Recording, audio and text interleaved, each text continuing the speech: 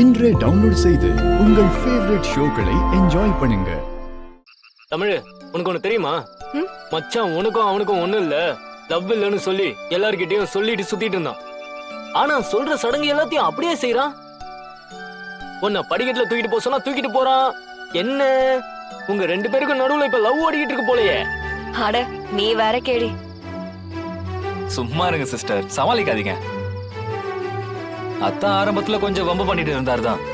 ஆனா நீங்க கொஞ்சம் கொஞ்சமா அத்தா மனச மாத்தி உங்க வழிக்கு கொண்டு வந்துட்டீங்க போலயே. அப்படிலாம் ஒண்ணு இல்ல சேது. அவருக்குள்ள இன்னும் வெறுப்பு இருந்துகிட்டு தான் இருக்கு. இங்க பாரு தமிழ், நீ வேற. அதெல்லாம் நடிப்பு. வழக்கமா பொம்பளை பிள்ளைங்க உடனே விட்டு கொடுத்து போனா லவ்ல குறைச்சல் ஆயிடும் சொல்லிட்டு பிகவ் பண்ணுங்க. ஆனா இங்க அப்படியே கதை அப்படியே தலைகீழா இருக்கு. இவன் பிகவ் பண்ணிட்டு போறான். அதே ஆரம்பத்துல அவன் உன்னை ரொம்ப ஒதுக்கி வச்சுட்டான்ல, அதான் ஓபனா அவன் மனசுக்குள்ள இருக்க லவ் சொல்ல முடியல. அப்படியா? அப்படிதான் சிஸ்டர். ஏன்னா அத்தா ரொம்ப நாளா ரஃப் அண்ட் டஃபா வளர்ந்துட்டார்ல. ஒரு சாக்லேட் பாயா, லவ்வர் பாயா நம்மள மாதிரிலாம் இருக்க முடியாதுல்ல. என்ன சேது சைடு கேப்ல நம்மளான உன்னையும் சேர்த்துக்கிற? பின்ன ஓ, அப்ப நீங்க லவ்வர் பாய்.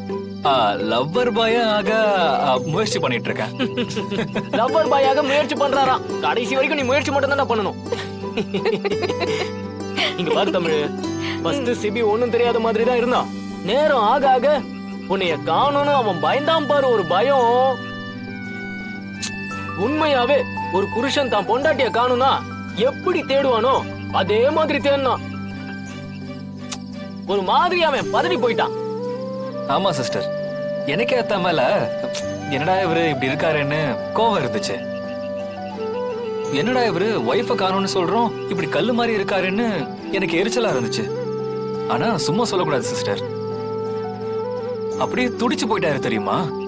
அவ்வளவு லவ் சிஸ்டர் உங்க மேல. இது லவ்வா என்ன ஏதுன்னு எனக்கு தெரியல. ஆனா நான் காணோன்னு தெரிஞ்சதுக்கு அப்புறம் போய் தொலைட்டுமேன்னு நிம்மதியா இல்லாம என்ன தேடினார்ல, அது வரைக்கும் எனக்கு சந்தோஷம். அவர் மனசுல ஏதோ ஒரு மூலையில நான் இருக்கேங்கிற நம்பிக்கை வந்துருச்சு. தமிழ் எங்கேயோ ஒரு மூலையில இல்ல,